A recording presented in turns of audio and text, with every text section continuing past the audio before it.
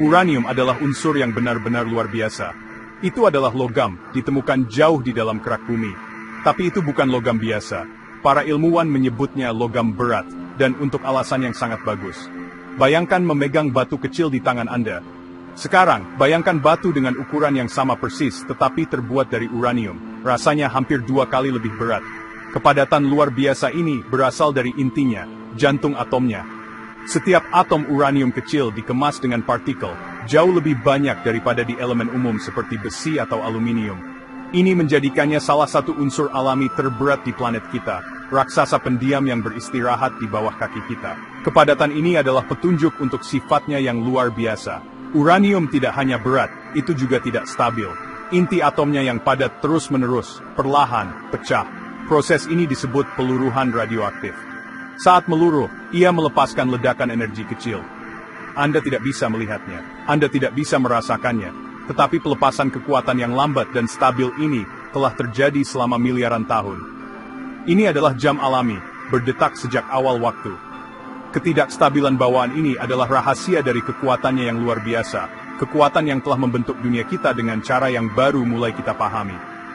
Kisah uranium dimulai bukan di bumi, tetapi dalam kehampaan ruang angkasa yang luas dan tak terbayangkan. Ini adalah kisah kekerasan dan penciptaan kosmik. Tidak seperti unsur yang lebih ringan seperti hidrogen atau oksigen, yang dapat ditempa di inti bintang biasa, uranium membutuhkan peristiwa yang jauh lebih dramatis. Tekanan dan panas yang luar biasa yang dibutuhkan untuk menciptakan atom seberat itu, hanya dapat ditemukan dalam peristiwa kosmik yang paling spektakuler. Itu adalah unsur yang lahir dari bencana, sisa dari api langit yang membakar miliaran tahun sebelum matahari kita mulai bersinar. Jadi, ketika kita melihat sepotong logam abu-abu yang padat ini, kita melihat sesuatu yang benar-benar kuno. Kita melihat hantu bintang yang telah lama mati. Perjalanannya ke planet kita adalah kisah kebetulan yang luar biasa dan skala waktu yang sangat besar. Dari jantung ledakan bintang hingga bebatuan di bawah rumah kita, uranium telah melakukan perjalanan melintasi kosmos. Ini adalah hubungan fisik dengan masa lalu alam semesta yang penuh kekerasan dan kreatif. Kesaksian diam untuk kekuatan dahsyat yang telah membentuk tidak hanya planet kita, tetapi semua yang kita lihat di langit malam. Miliaran tahun yang lalu, jauh sebelum tata surya kita ada, alam semesta dipenuhi dengan bintang-bintang besar. Ini adalah raksasa, berkali-kali lebih besar dari matahari kita sendiri. Mereka membakar dengan intensitas luar biasa, menggabungkan unsur-unsur yang lebih ringan, menjadi yang lebih berat di inti mereka yang membakar. Selama jutaan tahun, mereka menciptakan unsur-unsur seperti karbon, oksigen dan besi, bahan penyusun kehidupan dan planet. Tetapi tungku bintang ini memiliki batasnya. Mereka tidak dapat menghasilkan unsur seberat uranium melalui siklus hidup normal mereka. Untuk itu, sesuatu yang jauh lebih spektakuler harus terjadi. Sebuah peristiwa yang akan menandai tindakan terakhir dan mulia sang bintang. Peristiwa ini adalah supernova. Ketika bintang besar kehabisan bahan bakarnya, intinya runtuh di bawah gravitasinya yang sangat besar. Keruntuhan ini memicu ledakan dahsyat, ledakan energi yang begitu kuat sehingga dapat mengalahkan seluruh galaksi untuk sesaat. Dalam lingkungan yang singkat, sangat panas dan padat ini, hal yang mustahil menjadi mungkin. Banjir partikel dan energi yang intens memaksa inti atom untuk bergabung, menciptakan unsur-unsur terberat di alam semesta. Di dalam wadah kosmik ini, tangisan kematian bintang ini, uranium ditempa. Atom-atom kemudian terlontar keluar angkasa dengan kecepatan luar biasa. Selama berabad-abad, uranium yang baru terbentuk ini melayang di kosmos. Itu adalah bagian dari awan gas dan debu yang luas dan berputar-putar, sisa-sisa ledakan bintang kuno itu. Awan kosmik ini mengandung semua elemen yang dibutuhkan untuk membangun dunia baru. Itu adalah pembibitan antar bintang yang kaya, membawa benih-benih bintang dan planet di masa depan. Atom-atom uranium, yang tersebar di antara partikel-partikel hidrogen, silika dan besi, melakukan perjalanan bertahun-tahun cahaya melalui kegelapan yang sunyi. Mereka menunggu gravitasi untuk sekali lagi melakukan keajaibannya, untuk menarik materi yang tersebar ini bersama-sama, dan memberinya rumah baru. Akhirnya, gravitasi melakukan tugasnya. Sebagian dari awan besar ini mulai berkontraksi, berputar semakin cepat membentuk cakram pipih. Di tengah cakram ini, tekanan dan suhu melonjak, menyulut bintang baru matahari kita. Debu dan gas yang tersisa di cakram yang berputar mulai menggumpal. Partikel-partikel kecil saling menempel, tumbuh menjadi kerikil, lalu batu besar, dan akhirnya menjadi planet-planet yang kita kenal sekarang. Dan bercampur di dalam materi yang membentuk planet kita, Bumi, adalah muatan uranium yang berharga dan berat itu, warisan langsung dari bintang yang telah lama menghilang.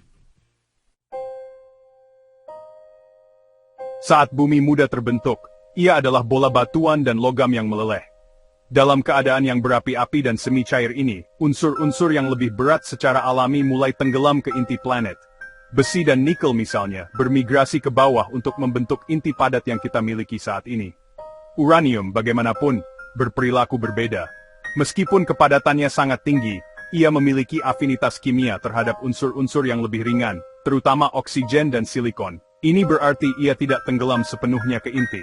Sebaliknya, ia berikatan dengan bahan-bahan yang lebih ringan ini, dan tetap tersebar di seluruh mantel bumi dan, yang terpenting, keraknya. Inilah mengapa kita dapat menemukannya relatif dekat dengan permukaan. Selama jutaan tahun, bumi mendingin dan memadat. Uranium, yang terkunci di dalam batuan seperti granit, menjadi bagian dari fondasi benua kita. Namun, ia tidak diam. Kekuatan geologi yang lambat dan tak henti-hentinya bekerja. Air, yang meresap melalui retakan di batuan, dapat melarutkan uranium dan membawanya pergi. Proses ini, yang terjadi selama skala waktu geologi yang sangat besar, memungkinkan uranium untuk dipindahkan dan terkonsentrasi.